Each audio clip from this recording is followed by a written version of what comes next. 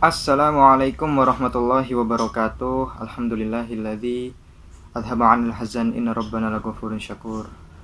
Huwallazi arsala rasulahu bil huda wa dinil haqq liyudhhirahu 'alad dini kullih wa kafa billahi syahida.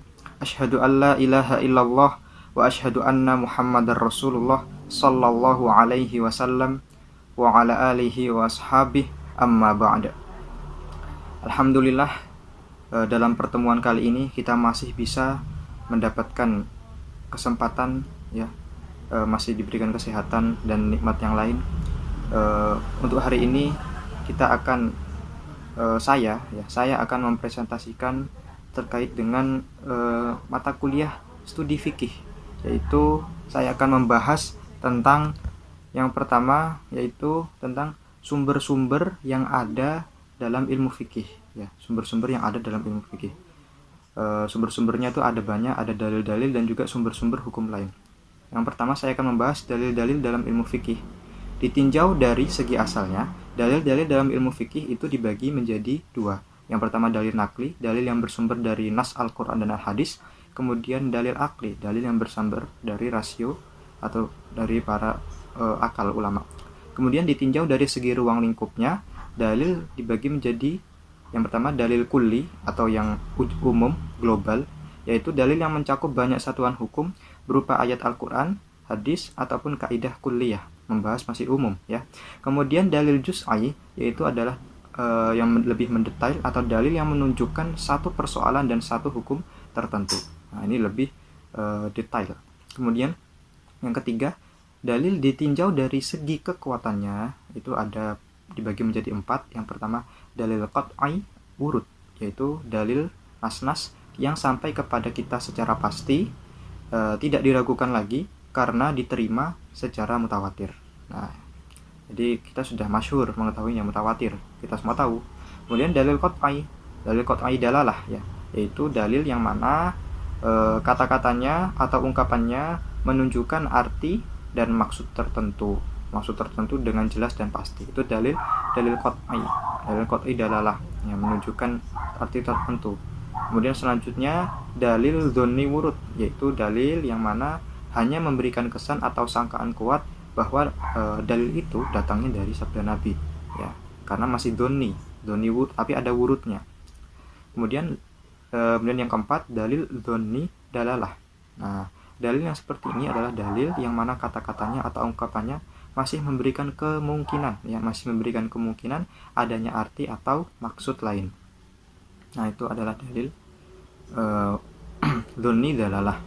Kemudian selanjutnya ada urutan sumber ilmu fikih. Nah, urutan sumber ilmu fikih ini saya akan membahas urutan sumber ilmu fikih yang mutafak saja. Kenapa? Karena disepakati ya, ada sangat disepakati. Saya tidak membahas yang mukhtalaf ya. Yang pertama Al-Quran. Nah, Al-Quran ini sudah kita ketahui jelas ya. Al-Quran adalah kalam Allah yang diturunkan kepada Nabi Muhammad sallallahu alaihi wasallam yang sampai kepada kita berupa sekarang berupa mushaf dengan jalan mutawatir. Nah, ini Al-Quran. Sebenarnya banyak sekali ya sejarahnya, kodifikasi Al-Quran. Nah, saya bahas, tapi yang sekarang saya bahas kedudukan Al-Qurannya. Kedudukan Al-Quran sebagai kitabullah subhanahu wa ta'ala menempati posisi sebagai sumber hukum pertama dan utama. Pertama ya, urutan pertama. Nah, dan utama dari seluruh ajaran Islam, termasuk juga dalam dalil utama fikih. Nah, fungsi Al-Quran juga banyak, ada bayan takkid, ada bayan ijmali, ada bayan yang lain. Nah, dalam Al-Quran ada sesuatu yang tidak dirincikan. Nah, hadis inilah yang menjadi merincikan itu. Nah, hadis adalah segala berita atau segala sesuatu yang disandarkan kepada Nabi Muhammad Shallallahu Alaihi Wasallam, meliputi sabda beliau, perbuatan beliau, perbuatan para sahabat beliau yang disetujui, didiamkan dalam arti ya dibenarkan, diperbolehkan tuh, atau namanya takrir. Jadi ada yang satu lagi yaitu hal yang dicita-citakan oleh Nabi, yaitu hamiyah. Nah, kemudian hadis ini banyak ya, bermacam-macamnya. Hadis dari segi banyaknya orang yang menyampaikan atau memberitakannya dibagi menjadi 3 ya. Jadi dari segi orang periwayatnya banyaknya. Yang pertama hadis mutawatir. Hadis mutawatir ini adalah hadis yang mana disampaikan oleh banyak orang yang sangat masyhur, kemudian banyak yang memberitakan dan disetujui, disepakati. Itu hadis mutawatir. Kemudian hadis masyhur adalah hadis yang diriwayatkan oleh banyak orang juga, orang-orangnya banyak, adil juga, tetapi tidak sebanyak hadis mutawatir, itu saja. Kemudian hadis ahad. Hadis ahad ini ada hadis yang disampaikan oleh beberapa orang atau satu orang dari Nabi, tidak sebanyak hadis masyhur dan hadis mutawatir. Nah, adapun hadis dari segi kualitasnya, ada integritas yang meriwayatkannya secara lisan dari generasi ke generasi berikutnya dapat diklasifikasikan menjadi 3, yaitu hadis sahih. Hadis sahih adalah hadis yang diriwayatkan oleh orang-orang yang adil, dobit, menjaga muruah, dan kriteria syaratnya ini sangat ketat. Ini hadis sahih. Kemudian hadis hasan. Hadis hasan ini adalah hadis yang diriwayatkan oleh orang yang adil juga, dobit juga, tapi ketelitiannya tidak seperti hadis hasan. Kemudian hadis dhaif. Hadis dhaif adalah hadis yang lemah, diriwayatkan oleh orang yang tidak adil, ya, bukan begitu adil, atau ada kecacatan, ya, kecacatan, mursal atau apa begitu. Kemudian yang ketiga, saya akan membahas ijtihad. Ijtihad adalah mencurahkan segala kemampuan berpikir untuk mengeluarkan hukum syar'i dari dalil-dalil syariat dari Al-Quran dan Al-Hadis. Itu ijtihad. Nah, metode ijtihad sendiri itu ada dibagi menjadi 2. Yang pertama ijma'.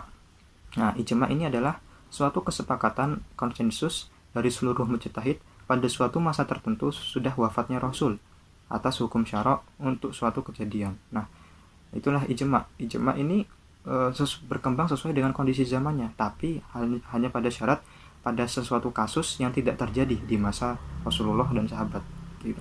Kemudian saya selanjutnya yang kedua membahas qiyas. Nah, qiyas menurut ahli usul fikih, qiyas itu adalah menyamakan atau mengukur suatu kejadian yang tidak ada nas tentang hukumnya.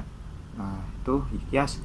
Dan dengan kejadian yang ada nas tentang hukumnya di dalam hukum, yang mana di dalam hukum itu yang disebutkan dalam nas, karena ada persamaan atau ada kesamaan antara dua ilat dalam kejadian itu.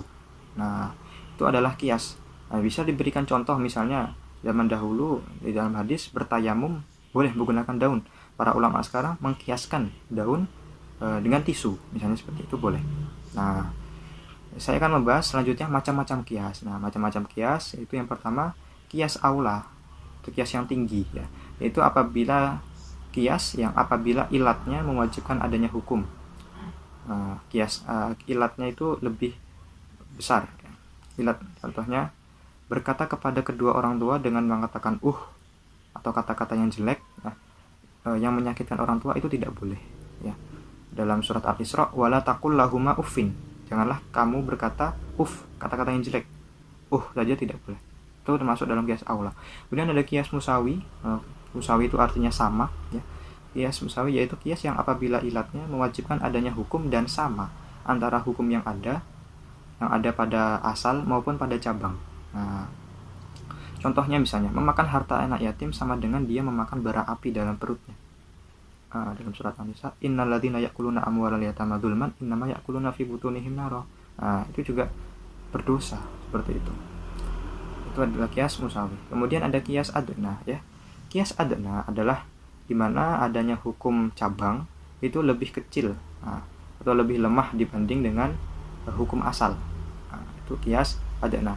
Sebagai contoh misalnya, ya, mengkiaskan hukum misalnya riba fadl. Contoh menukar apel dengan gandum. Nah, ini dijadikan riba karena apa? Karena tidak ada nilai ukurannya. Nah, seharusnya ketika menukar apel dengan gandum itu harus ada nilai ukuran, misalnya dinar, dirham, atau uang yang disepakati. Jadi menukarnya atas dasar ukuran uang.